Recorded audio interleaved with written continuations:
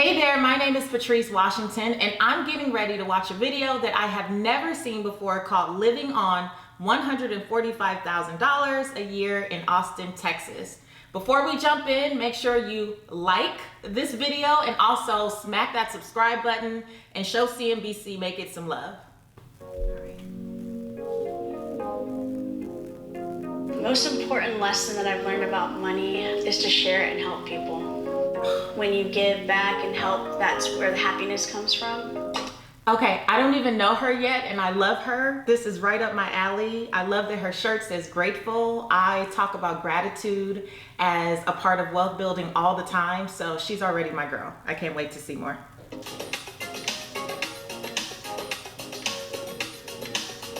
I have a base set salary, and then every month, depending on my sales, I get either 120% of that sale or 100% or 80%. 120% of that sale? Come on, girl. She averages $20,000 each month. Okay, let's get into the fact that she did $25,000 in commission on leads. You can't tell me that just her personality already is not contributing to why she's so successful at her job. Someone who wakes up and expects good things, that's what happens. I am able to live very comfortably with my salary here in Austin. I can take a vacation if I want to, or if I just want to do some TLC like with myself. I don't really have to worry about that too much. Okay, so right now I'm just a little confused because her giving category, it says $250, which just doesn't seem like it equates to how the video started out. So I'm a little curious about that. Everything else looks pretty decent. She's saving quite a bit of money, but I was really expecting to see more in the giving. So let's see how this all plays out. I do not go to the groceries very often because I don't know how to cook. I have tried to. Girl, I knew I liked you. She doesn't know how to cook. You listen, everyone who knows me knows that that's not my ministry either. I think it's interesting though that her budget said $300 on food, so I don't know how that all pans out. In student loans, I owe about $30,000. I'm paying about $230 a month, the minimum monthly, because I'm hoping someone can come into office and kind of just diminish the student debt loan. Your strategy for your student loans cannot be to hope that they just get wiped out. Hoping, wishing, praying is beautiful. I believe in all of it. However, you still need a strategy to pay off student loan debt. Like, it's still a part of your debt, and the sooner you get out of it, the better. So come on, Andrea, you can do better. If not, then I'll be paying that till I'm like 45. Wait a minute. Why would she be paying off her student loans until she's 45? She's already saving, I think it was $2,700 a month. She could easily redirect some of that money towards her debt and be out of debt sooner, quicker, faster. So I think that's what happens when people see student loans as good debt or not a bad thing. Then they just let it go on and on and on. No. It is easy to get wrapped up in some of the nightlife here in Austin. And I definitely did take part in that, and I did get pretty wrapped up in that. So much so where I had to take a year off from college. I literally had nothing like 4 or 5 years ago, nothing to my name. I took a screenshot of my accounts, and they were all negative. And I just took a screenshot because I was like, man, I'm gonna change this. I'm gonna change how I'm going to live my life and my goals and what I want. Okay, I really resonate with this. And if I digged really hard, we didn't have screenshots per se back then, but I used to save an old bank statement from the height of the recession, and it listed all the overdrafts that we had. And I had that sick and tired of being sick and tired moment. If you've never had it, it's definitely a ugly cry.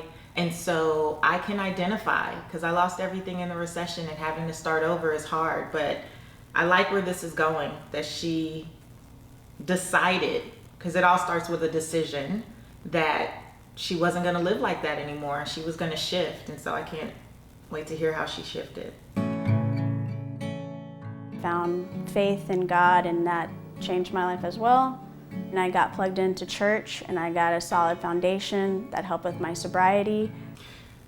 Okay, she's just like me too. The faith piece is big. You know, in my work, I talk about the faith pillar, not that you subscribe to some specific religion in particular, but just that you understand that belief in something greater is such an important part of your resilience, because we all go through ups and downs and you can be knocked down several times, but having faith that what you've experienced didn't happen to you, maybe it happened for you, is that driving force that helps us get back up. And so I really love that she's made faith a part of this journey. I'm a faith girl too. When I first started making money, I wasn't sober yet, and so I would be spending hundreds of dollars out all the time, and that would be draining. And I had to learn, if I did save it, there's a bigger outcome and a return on that. So every 2 weeks, I'll put $1,000 into my savings. I'm also saving in my 401k, so 7% goes into my 401k. I'm thinking of opening a Roth IRA. When I do that, I'll probably lower the 401k back down to just the 3% to what GoDaddy is matching, and then the rest will be in the Roth IRA. I still really think before she goes towards the Roth IRA that she should just knock out the student loan debt. I wouldn't be waiting for the government to come in and do anything in particular for my personal finances. So, but I think it's awesome that she's saving at this rate and that she learned to build the muscle. Just signed on a house last week. It'll be custom build. It'll be ready in about 4 or 5 months. Okay, come on, custom build house. That's what I'm talking about. And I'm like, yes, like I've worked hard, been wise with investments, and now I'm able to do these things, or to buy a house in Austin. 3 bedrooms, 2.5 baths. That's a lot of house for her and Cusco, I think the dog's name is. So maybe she's planning on bringing a family, like starting a family or something. That's a lot of house for one person.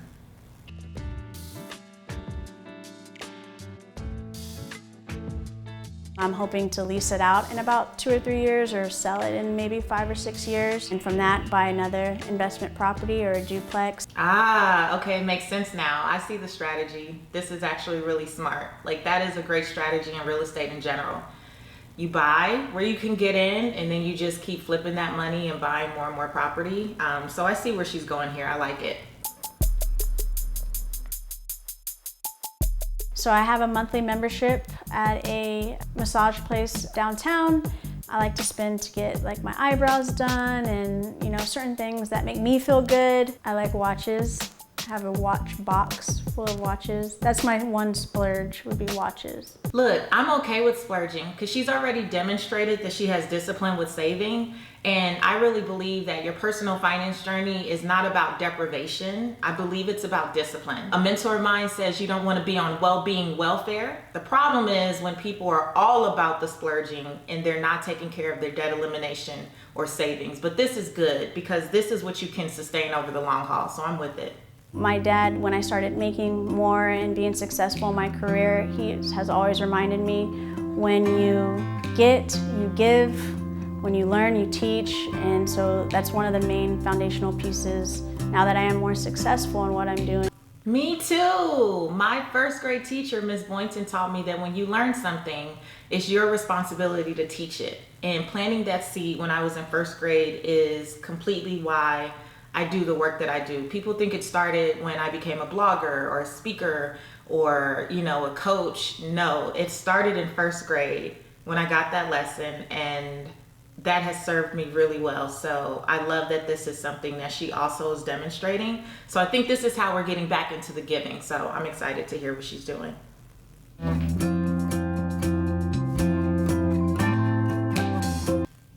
She gave her parents money toward their mortgage. I love this. I love it. And I really think that's why we have to stay ready, right? It's not just about us. You're also building wealth so that you can be a real blessing to others. We are blessed to be a blessing. I love that she was in position to. I think the worst thing is when you really want to help other people and you're just not even in position to help yourself, you know? So One thing a mentor told me years ago, I used to work for Steve Harvey, the comedian, and he said the worst thing that you can do for a broke person is be broke, because now you're in no position to be a blessing to them. Anyone can change their life or their situation, because it did for me, and those mistakes or bad circumstances don't make you. You just have to make a choice to do better. I loved it. I love her. We are connected on so many levels. I love her purpose. I love her passion. I love the gratitude, the faith component. I'd give Andrea an 8 out of 10.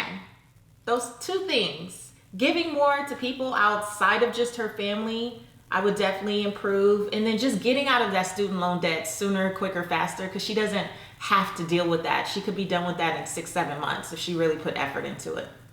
That's all for now. Thanks for watching. Make sure you subscribe to CNBC Make It and check out my show, the Redefining Wealth podcast, right here on YouTube.